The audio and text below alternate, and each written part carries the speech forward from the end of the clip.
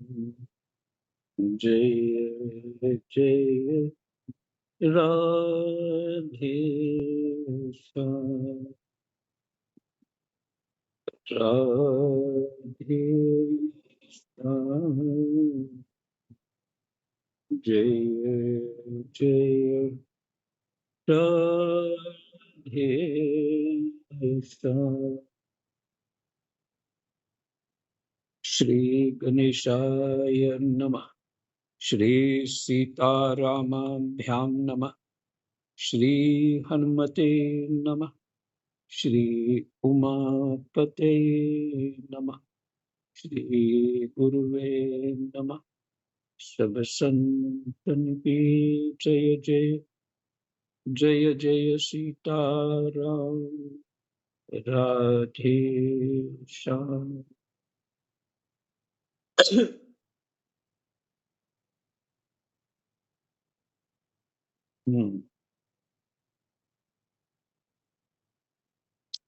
श्रीमद् भागवत महापुराण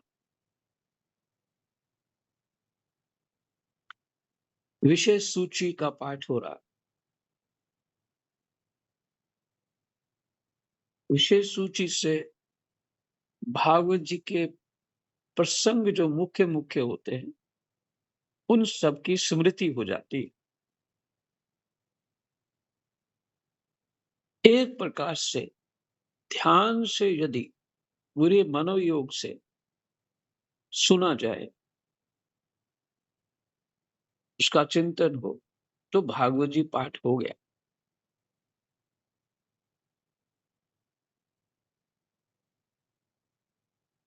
और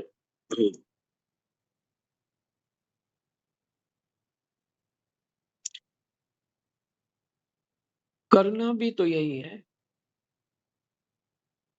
मेरी स्मृतियां संसार के गुण और दोषों में ही फंसी हुई है।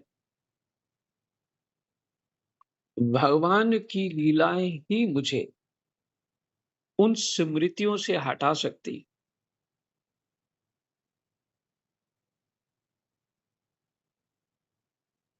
भगवान के उपदेश ही मुझे उन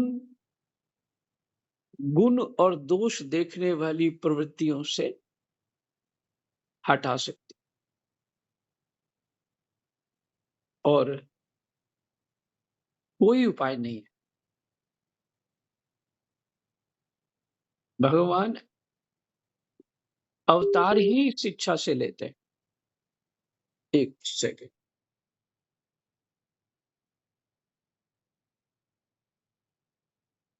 भगवान का अवतार भी जो कारण बताया शास्त्रों में, भक्तों के हित के लिए, द्विज, गाय, इन सब के हित के लिए। गोस्वामी जी के एक प्रार्थना लिखी है, सुबह होती है वो, भय प्रकट कृपाला दीन दयाल कौशल्या हितकारी। उसके अंतिम में वो है। कभी पूरी स्मृति नहीं आ रही वो पूरे उस लाइन की, लेकिन इसीलिए होता है भगवान का अवतार। हाँ बताइए, अब से अब फिर बताइए कि मुझे आवाज ठीक से सुन पा रहे? नहीं जी महाराज महाराज जी। जी। महाराज जी ऐसे तो ठीक है, क्रैकल कर रही है थोड़ी। क्रैकल कर रही है? अच्छा ठीक है। हमारे को तो ठीक है। हाँ हाँ हाँ, आपकी भी कुछ ऐसी लग रही है मुझे। एक सेकंड, कुछ देखते हैं।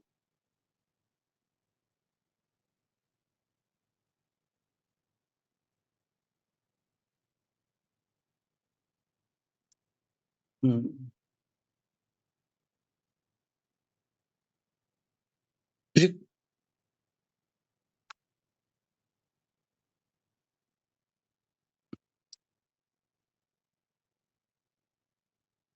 तो भगवान की लीलाएं ही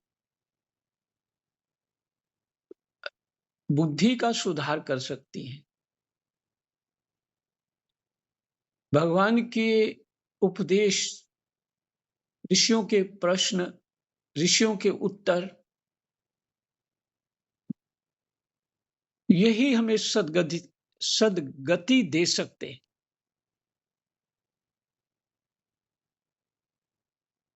यहां अपना विवेक भी वैसा काम नहीं कर सकता जब तक गुरु प्राप्त ना हो।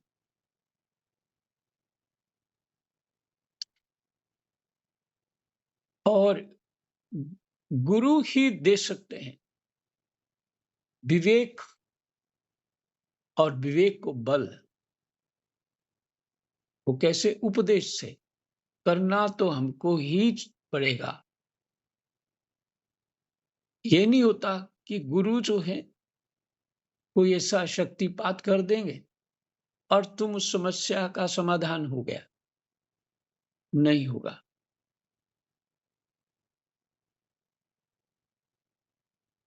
तो अपने स्वभाव को ठीक करना है। कारण यह है कि अपने स्वभाव को, अपने संयम को, वो ठीक कैसे होगा? जब हम ही करेंगे तो बिल्कुल ऐसा ही है। हमने समझ लिया हो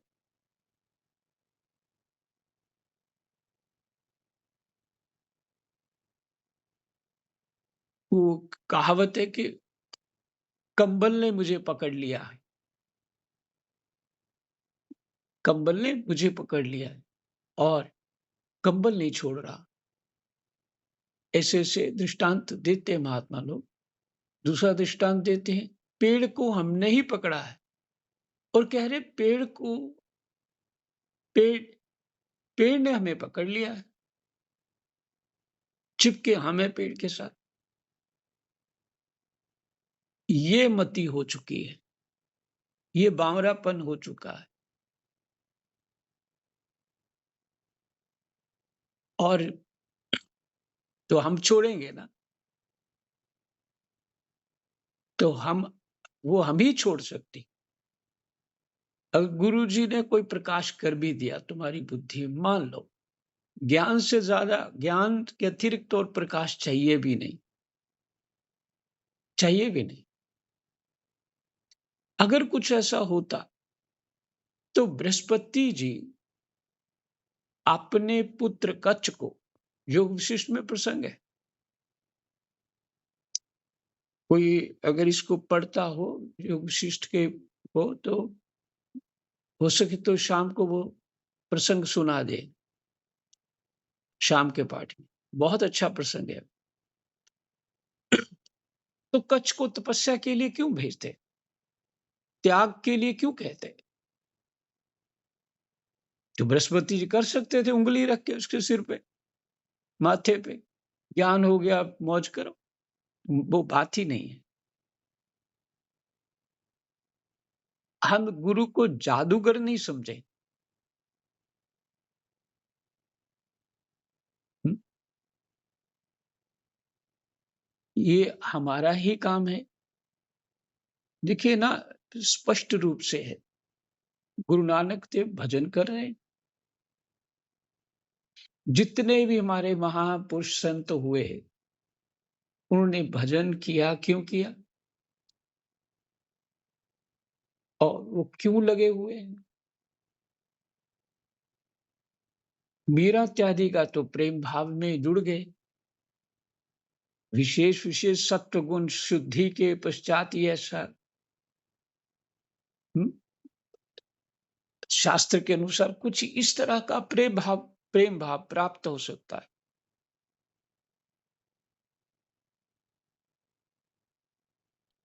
रजोगुण में मन हो, रजोगुण मैंने शरीर की तरफ ध्यान,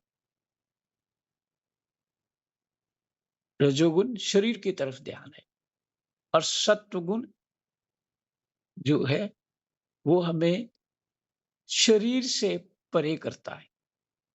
यथार्थ की ओर ले जाता है, हमारी स्थिति क्या है। और उसकी ओर अग्रसर करता है। और 17वां 18वां देखिए, उस अध्याय में स्पष्ट लिखा है बुद्धि कैसी होनी चाहिए।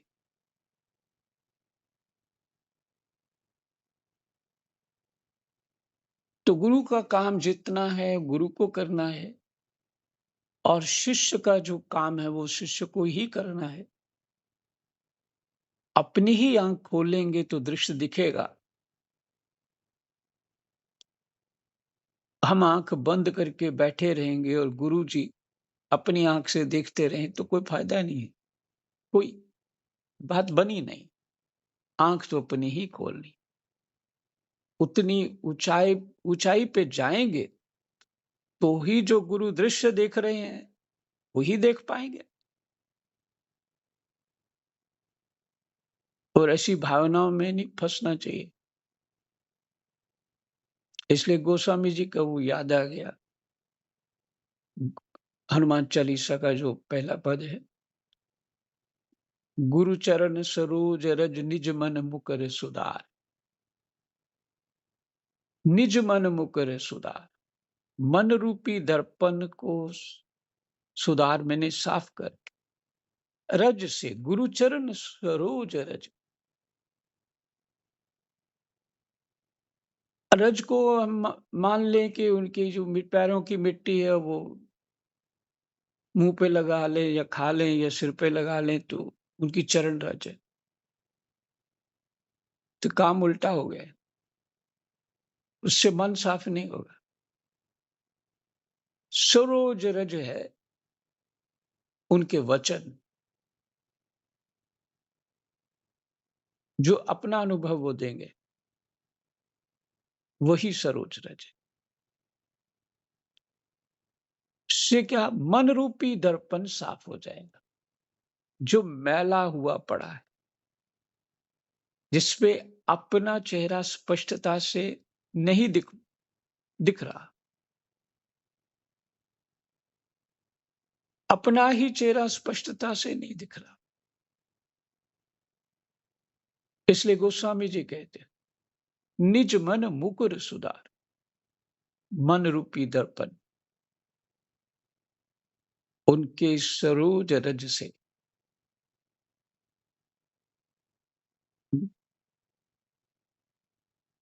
वर्णऊ रघुवर विमल जस, जो दायक फल चार। भगवान का विमल जश जो है, चारों फल देने वाला है, उसका वर्णन करूं। उसका वर्णन किया है उन्होंने, रामायण लिखी है। उसकी रचना गोस्वामी तुलसीदास जी ने की है, मानस रामायण की।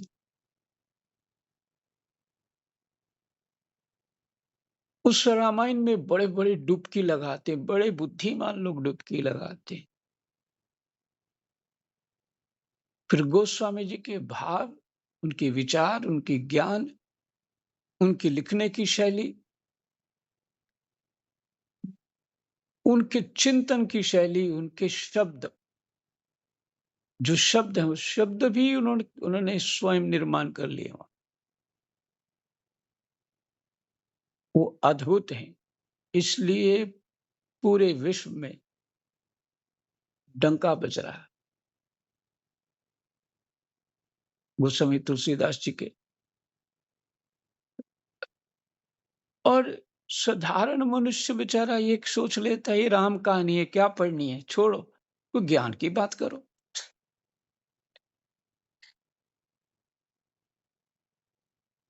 कहीं और उलझ जाता है। और ज्ञान के लिए सत्व विशेष बुद्धि चाहिए। और गोस्वामी जी कह रहे हैं ये परमात्मा का जो हाँ, परमात्मा का जो गुणानुवाद है, ये चारों फल को देने वाला है, धर्म अर्थ काम मोक्ष। और यही वेद कह रहा है, धर्म अर्थ काम मोक्ष। देने वाला।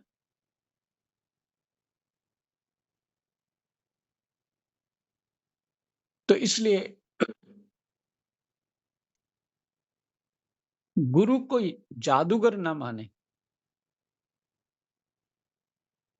उस संकेत देगा। उसके हृदय तक हमें स्वयं पहुंचना है, नाभाजी की तरह। वो प्रसंग तो आपने सुना ही होगा, सुना भी है पीछे पाठ में। भक्तमाल में जो प्रसंग है, वो भक्तमाल जो लिखी है, वो नाभाजी ने लिखी।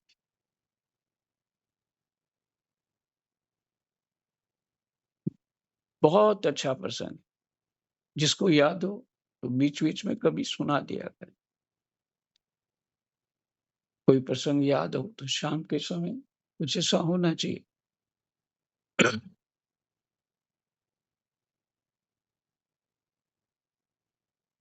तो इसके अतिरिक्त कोई उपाय नहीं है। भगवान की लीलाओं का गुणानुवाद, उनके उपदेश,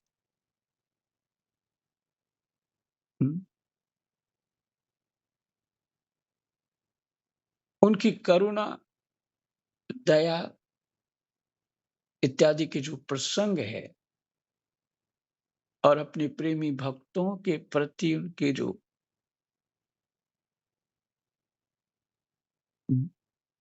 गहरे भाव जो भगवान कृपा करके देते हैं, और उसका सुख स्वयं स्वयं भी लेते हैं।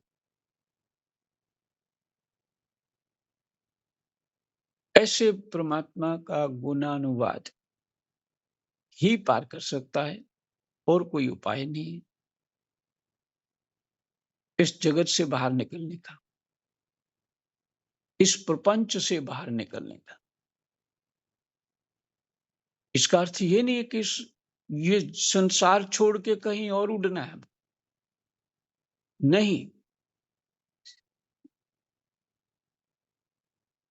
बुद्धि को हमने भ्रमित कर रखा है, स्वर्ग को ही नरक मान रखा है।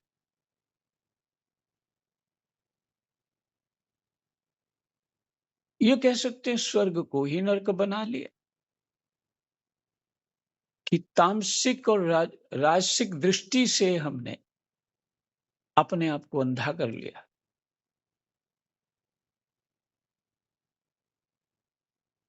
देह गेह की आसक्ति से हमने अपने आप को अंधा कर लिया।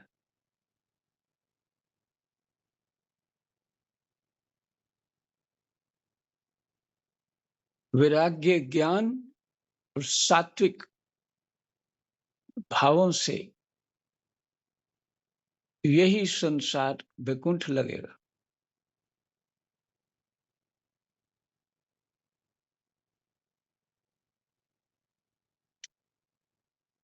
और वो बड़े सरल से महात्मा बाबा मनोहर दास जी गुरु सेवा में बहुत तत्पर रहते थे। बहुत सरल महात्मा। वो मैंने बताया था, वो डंडा भी उनका छोटा मोटा नहीं होता था, क्योंकि पहले बलवान थे, बाद में वृद्ध हो गए, फिर भी उनका डंडा 7 फुट ऊंचा था, जिसको पकड़ के चलते, और इतना मोटा। कहीं भी वृंदावन में घूमते घूमते कथारी वहां बाहर ही बैठ जाते, चाहे नाली हो चाहे कुछ हो। ऐसे महात्मा जो उसमें रमे हुए थे। हाँ, बाबा गौरांग दास के शिष्य हैं वो, बाबा मनोहर दास। बाबा गौरांग दास कैसे ही सब जानते। तो ऐसे महात्मा, वो सुनीता जी के वेश गुरु जी, सुनीता जी ने साधु वेश लिया था, उनके गुरु जी वो इधर आते थे, तो सरल एकदम, और मुंह में दांत कोई नहीं। तुम जब प्रश्न करते थे तो कभी कुछ ऐसा ही सरल प्रश्न, क्योंकि अपनी धुन से वो बाहर नहीं निकलते। बाबा कुछ बताओ, तो कभी कभी बोल देते, जो जिसको इत लीला उसको उत लीला। मैंने जहां इस सारी बात का अर्थ है कि यहाँ पे जिसने वैकुंठ पा लिया है वो ही वैकुंठ जा सकता है।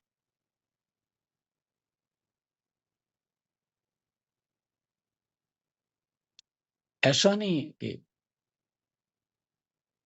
यहां नहीं है और वहां मिलेगा। वो पूरी तैयारी वो यहीं पे होगी।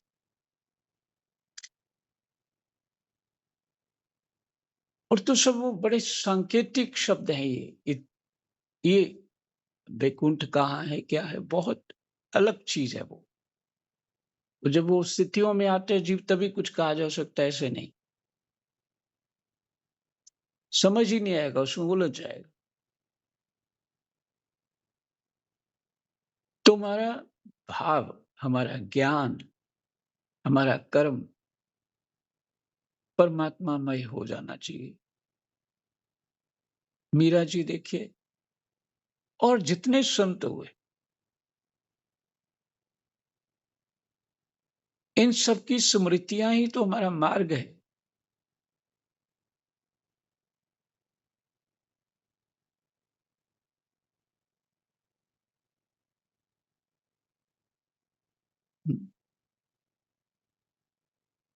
यही सब स्मृतियां ही इस भव सागर में जो हमारी नाव पड़ी है वो निकालने वाले।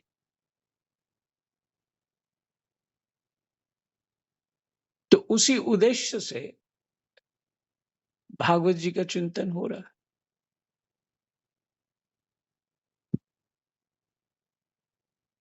फिर ये भी आपने पढ़ा प्रस्तावना में कि वांगमयी परमात्मा का स्वरूप है भागवत जी।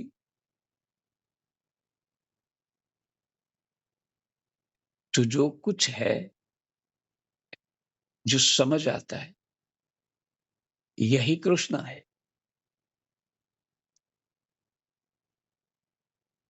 इस बात को अपने ही विचार चिंतन विवेक से समझना चाहिए। अपनी ही आंख खोलनी पड़ेगी।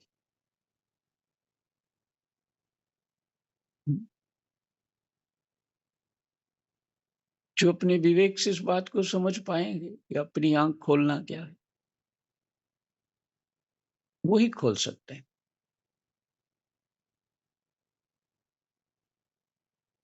तो अपना चिंतन, अपना भाव विचार ज्ञान वैराग्य कैसा होना चाहिए, तभी हमारी आंख खुलेगी। तो इसी आशा से, इसी भाव से विषय सूची का पाठ हम सब कर रहे हैं।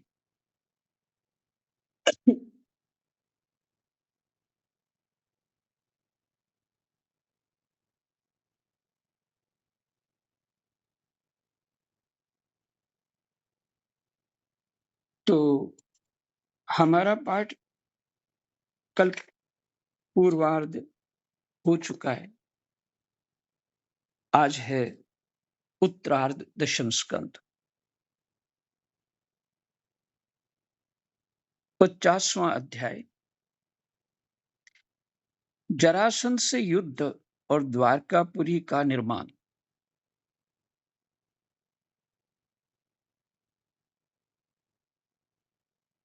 इकुंजा, काल यवन का भस्म होना। मुचकुंद की कथा।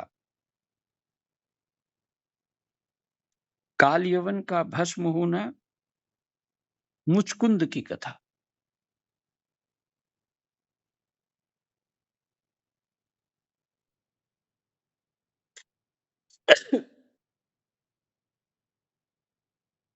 इक्यावन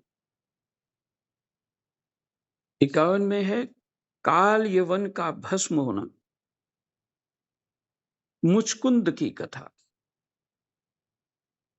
अध्याय 52 द्वारिकागमन।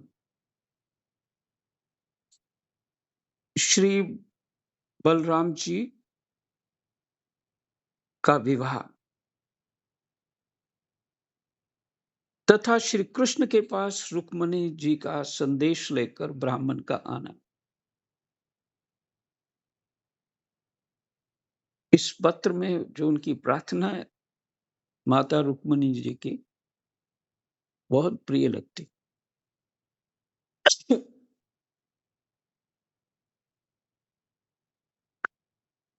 53 रुक्मणी हरण।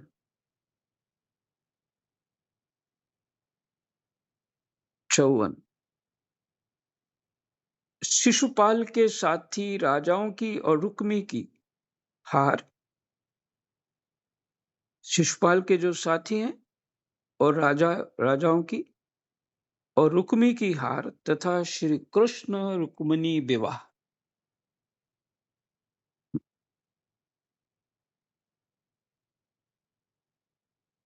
अगर संसार से अधिक इन कथाओं का चिंतन किया होगा तो हमारे विचारों में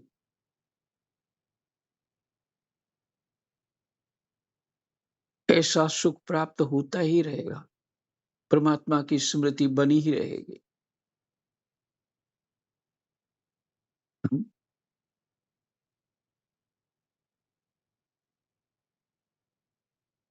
एक योग है हठ योग में चित्त वृत्ति निरोध।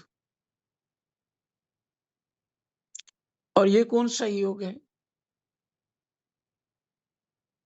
यहां चित्त वृत्ति निरोध संसार से करनी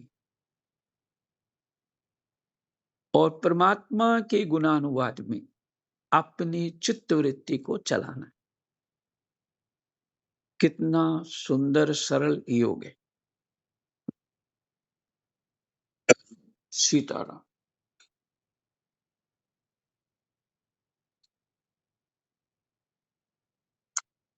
55 प्रद्युम्न का जन्म और शंबरासुर का वध।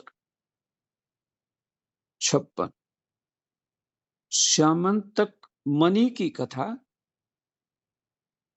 जामवती और सत्यभामा के साथ श्री कृष्ण का विवाह।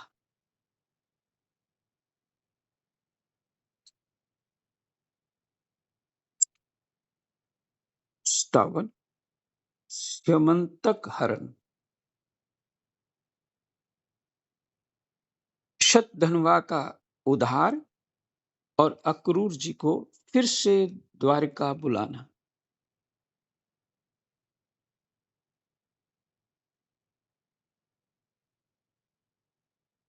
58 भगवान श्री कृष्ण के अन्य अन्य विवाहों की कथा। सीताराम।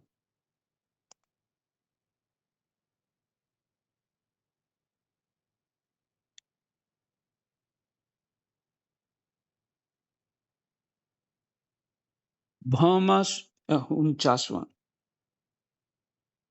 भौमासुर का उद्धार और 16,100 राजकन्याओं के साथ भगवान का विवाह।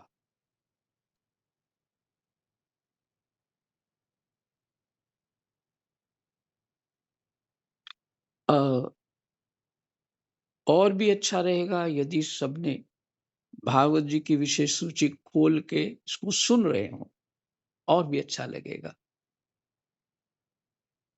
जी महाराज जी सुन रहे हैं। हाँ जी, हाँ जी। पढ़ते मैंने साथ साथ पढ़ भी रहे हैं, साथ साथ सुन भी रहे हैं। हाँ जी, विशेष सूची खोल कर ही पढ़ रहे हैं। हाँ, ये तो और अच्छा है। इससे मनोयोग पूरा हो जाता है। ये तो ध्यान इधर उधर भटकता है, कुछ और देखते हुए हम सुनते हैं, तो उसी में एक ध्यान रहता है। फिर चित्र एकाग्र होने में बड़ी सुविधा हो जाती। सीधा आगे चलिए। 60वां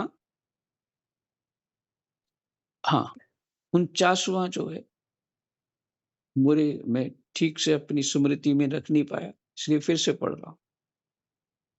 अरे 49वां नहीं 69वां 69वां 69 नहीं 59 59 अच्छा हाँ हाँ जी, 59 बिल्कुल बिल्कुल धन्यवाद। 59वां भौमासुर का उद्धार और 16,100 राजकन्याओं के साथ भगवान का विवाह।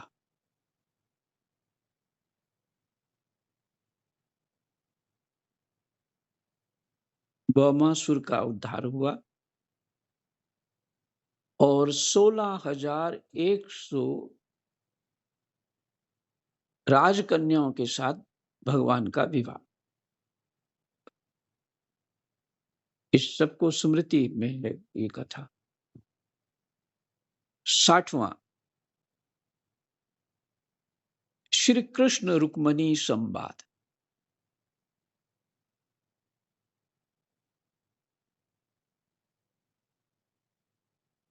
जीव को और क्या चाहिए?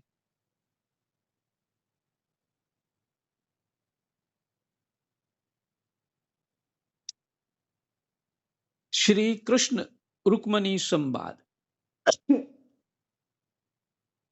61वां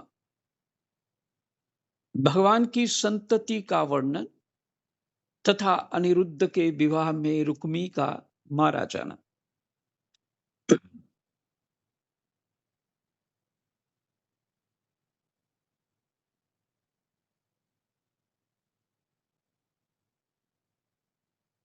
बासठवां उषा अनिरुद्ध मिलन।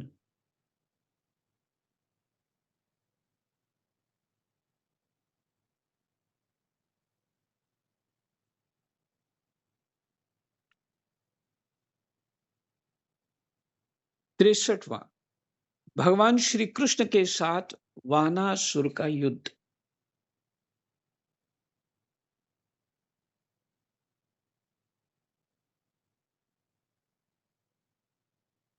और 64वां नृग राजा की कथा।